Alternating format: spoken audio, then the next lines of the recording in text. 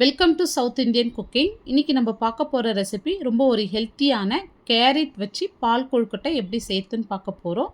எப்போவுமே ஒரே மாதிரி செய்யாத இந்த மாதிரியே பால் கொழுக்கட்டை செஞ்சு பாருங்கள். குழந்தைங்கள்லேருந்து பெரியவங்க வர ரொம்பவே விரும்பி சாப்பிடுவாங்க. இப்போ இதை செய்யறதுக்கு நான் இந்த கப்பில் 1 கப் அளவு மாவு ஜவ்வரிசி எடுத்திருக்கேன். இப்போ இதை டேபிள் ஸ்பூனில் பார்த்தீங்கன்னா 5லேருந்து 6 டேபிள் ஸ்பூன் ஜவ்வரிசி இருக்கும். இதை வாஷ் பண்ணிடலாம். இப்போ தண்ணி ஊற்றி வாஷ் பண்ணிவிட்டு இதை அரை மணி நேரம் நல்லா ஊறட்டும்.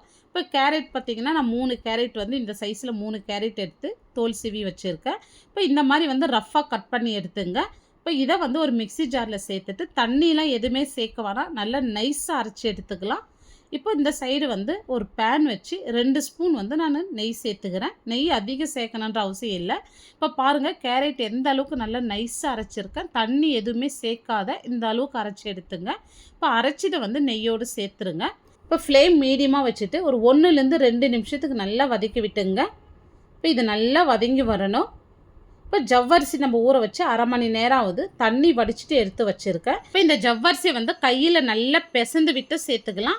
இல்லைனா ஒரு மிக்ஸி ஜாரில் சேர்த்துட்டு பல்ஸில் 2 டைம் போட்டு எடுத்துங்க. இந்த மாதிரியே சேர்க்கலாங்க. இப்போ பாருங்கள் நான் பல்ஸில் 2 டைம் போட்டேன். இப்போ இதை இதோடு சேர்த்துருங்க. ரொம்ப நைஸாக அரைச்சிடாதீங்க. இப்போ இதை சேர்த்துட்டு நல்லா இந்த மாதிரி கலந்து கொடுத்துங்க.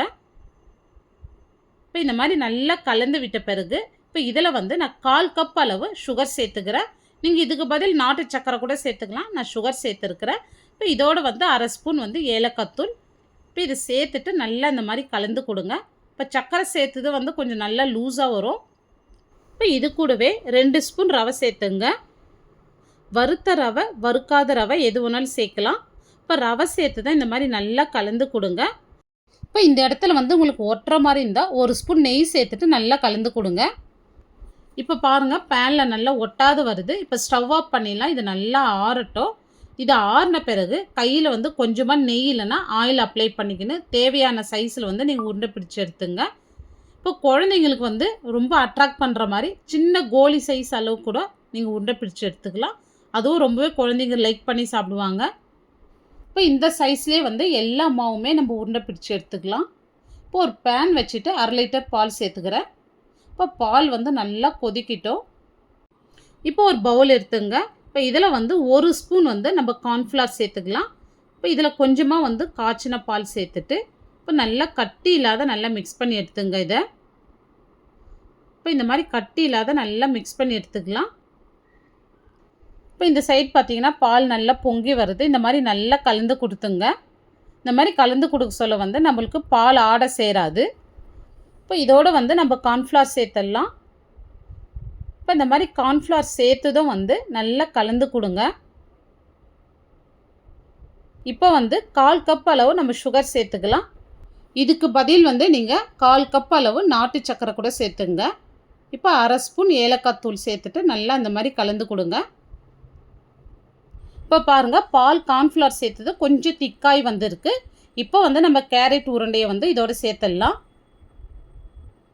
இப்போ இதை சேர்த்துட்டு மீடியம் ஃப்ளேமில் 2லேருந்து 3 நிமிஷம் நல்லா குக் ஆகட்டும்.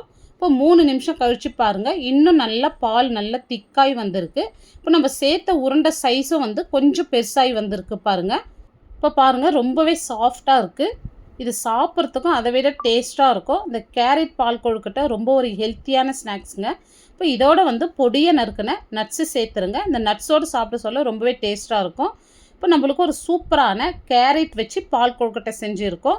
இது ரொம்பவே ஒரு ஹெல்த்தியான ஸ்நாக்ஸுங்க. இது எப்போவுமே பால் கொழுக்கட்டை ஒரே மாதிரி செய்யாத இந்த மாதிரி கேரட் வச்சும் பால் கொழுக்கட்டை செஞ்சு பாருங்கள். ரொம்ப ஒரு ஹெல்த்தியான ஸ்நாக்ஸுங்க இது. இந்த வீடியோ பிடிச்சிருந்தா லைக் பண்ணுங்கள், ஷேர் பண்ணுங்கள். நம்ம சவுத் இண்டியன் குக்கிங் சேனலை சப்ஸ்கிரைப் பண்ணாத பார்த்துட்டு இருந்தீங்கன்னா சப்ஸ்கிரைப் பண்ணிவிட்டு பெல் பட்டனை கிளிக் பண்ணிவிடுங்க.